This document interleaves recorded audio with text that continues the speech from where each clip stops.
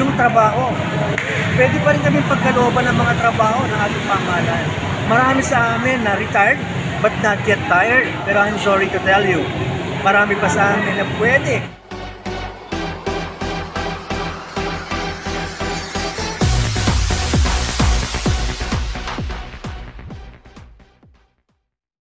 Once again, isang magandang araw po sa iyo, Sir Sunny Pahe. Sir, ano po masasabi nyo dito sa nagaganap nating online registration ng mga senior citizen? Unang-una, tingin ko matagumpay ito kasi in-extend namin sa tulong ni Miss Mara Tamundong yung online registration. Maliban sa aming barangay na barangay 592, naka-5 barangay, yung 6 na barangay, yung napaabot natin ng tulong. Unang-unang tulong, siyempre online registration. Ano yung mapapala nila sa online registration? Unang-una, maging bahagi tayo ng mga Pilipino senior citizen na tumutulong sa ating pamahalaan upang i-beef up yung mismong data. Hindi kasi na lumalabas sa PSA yung data na puro gender, age lang. Pero dito, ano yung pwedeng may pagkaloob ng gobyerno para sa ating mga senior citizen? Hindi namin alam ano ba yung pwede ibigay sa amin. Pero sa pamamagitan ng online registration, ano ba yung mga sakit na pwedeng pagkalooban ng gamot ng ating pamahalaan? So magmula doon, pwede magkaroon mismo tayo ng data. Ano ba yung mga sakit? Ano yung gamot na kailangan? Malalaman din natin, yung mga senior pala natin, mayroong mga emotional problems. So yung mental health, isa yan sa problema namin, mga senior citizen, lalo na nung nakalipas sa pandemic. So sa ngayon, nagbubukas na tayo, alam natin na meron pang may mga mental health problems yan. Ikatlo, yung livelihood na pwede pala ito yung pagkaloob ng ating pamahalaan. So katulad ng aming organization, yung pinag-aisang itong senior citizen na ito, nag-organize kami, nang isa ngayon, syempre, pag-organize kami, pwede kami makakuha ng ilang mga serbisyo mula sa pamahalaan. Serbisyo na syempre hindi ito libre, kundi ito ay aming inilalaban kasi ito ay aming karapatan bilang mga senior citizen at bilang mamamayan ng lipunan ito. Ika-4, yung trabaho. Pwede pa rin kami pagkalooban ng mga trabaho ng ating pamahalaan. Marami sa amin na retired but not yet tired. Yes. So able pa rin naman kami. Opo. Pero hindi kami dapat pagkaitan ng pamahalaan. Marami dyan. 60 ka na, hindi ka na pwede. Pero I'm sorry to tell you, marami pa sa amin na pwede. Although siyempre, hindi matanda yung time natin. So yun, bahagi pa rin naman kami sa nagbabayad ng tax. Hindi nga lang withholding tax, yung value-added tax ay malaking bagay na tulong sa ating pamahalaan. Ibawi namin yun. Yan yung kuhain namin, ibalik sa amin. So panglima, ano pa ba yung pwede? So panglima, yung edukasyon. Marami sa amin na gusto rin matuto ng online. Alam mo na, Yes, opo. hindi kami techie. Yung mga kabataan ngayon, kaya din namin yan. Bagamat merong generation gap, pero we can bridge that generation gap sa pamamagitan ng edukasyon. So learning yan eh.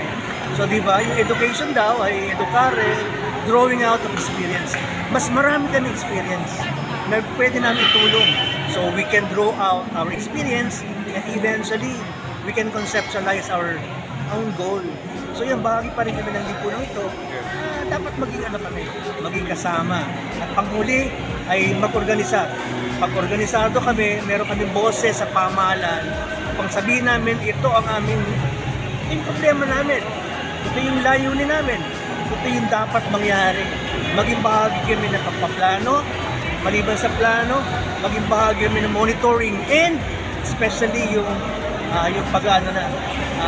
yung pag-enforce, Yes. yung implementation ng mga projects and yung mga activities. So yun po, yung tingin ko, ito ay panimula. Panimula na unang hakbang, pangalawang hakbang, marami na kaming maorganisa.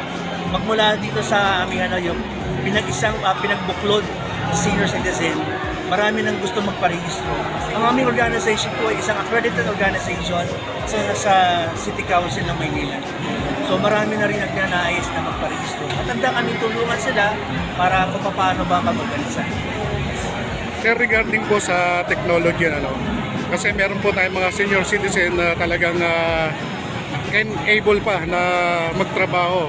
Opo. So, tulad ng mga skill nila, pwede ba tayo makipag-coordinate sa TESDA para sa mga senior citizen na madagdagan ang kanilang kaalaman? Ang ikalawang hakbang po namin, maliban sa accreditation sa sa council, sa city council, sabi sa amin ng National Commission, Sir, bakit hindi kayo magpasek?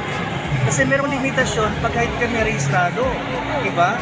Kapag rehistrado na kami, we can coordinate with TESDA, Yes. with DOLE, and other institution of our government kasi legitimate kaming, meron kaming panghahawakan na mga dokumento, magbabayad, pwede kami magano sa BIR, so yung mga ganong klase. So, opo, handa kaming makipag-coordinate habang kami ay able pa, habang may mga bata-bata pa sa amin, katulad ko, bata-bata pa ng kaunti, para makipag-coordinate. Pero, siyempre, dapat muna kaming ma-organize natin. So yung po pang grupo nyo, especially, how many barangays pong may membro kayo, sir? Actually, nagsimula kami sa barangay namin, barangay 592. Pero meron ng 4 na mga barangay na nagsasabing tulungan nyo nga kami paano kami mag-organisa. So basic yan, unang-una, dapat may policy, merong bylaws, para merong panuntunan. Parang tulad kanina, marami na nagkakagulo, so dapat may panuntunan para magkaroon ng order. So yun po, mga 4 na barangay sa ngayon. Pero mukhang kanina may kausap nila ako na extend hanggang sa may Lima pa. Opo, so Tulungan mo naman kami. parang 5 barangays yata nag-participate kanina, sir. Tama po Opo, ba? mga 5 barangays, pero more than 5 eh. Opo, ang dami po kaunti-unti. Although nakakalungkot lang kasi meron 2 barangay, nakakalungkot at nakakainis, no? Bakit? Dapat matagal lang ginagawa ito ng barangay. Kagabi and 2 nights prior, nagbahay-bahay sila para mag-register yung mga not yet registered. O diba nakakainis yun?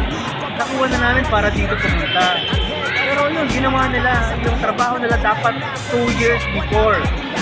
Pero hindi nila ginagawa ang trabaho nila. And ang mas malungkot dyan, sila daw yung organizer nito. Di ba? So, sir, sa ganyang sitwasyon, parang naantala yung mga programa para sa ikaw lang po ng mga senior citizen natin. Kanina lang, na actually yung aming coordination with the police, kita niyo naman, with 4 barangay chairman and 4 senior citizen organization. Meron na kami coordination dito sa barangay para sa cheers. So, ang dami na dito mga tao. Pero yung barangay namin, 592. Kasi 5 barangays di ba? Dapat talagang coordinated po sila, di ba? The letter, and they approve na sige po, punta kami. Hindi naman kami namumulitika. This is beyond politics eh. Opo. So, Sir Sunny, mensahe na lamang po para sa ating superhero ng mga senior citizen na si Miss Mara Tamundo. Madam Mara, lubos po kami nagpapasalamat sa inyo, sa inyong buting puso. Kasi alam namin, bagamat hindi ka pa senior, pero ang iyong puso at damdamin ay nasa aming mga senior citizen. Nawa, pagpalain ka pa ng ating Panginoon upang magpagpatuloy mo ang iyong gawain. Pero, hinihingi lang sana namin na magpahinga ka rin ng kahit konti. Kasi oo, kita namin yung effort mo. Please give time also to your health. Well, siyempre, prayer namin yan na lagi kang pagpalain ng mabuting kalooban. Salamat po sa pagkakaloob ng mga volunteers, mga encoders, and plus our food.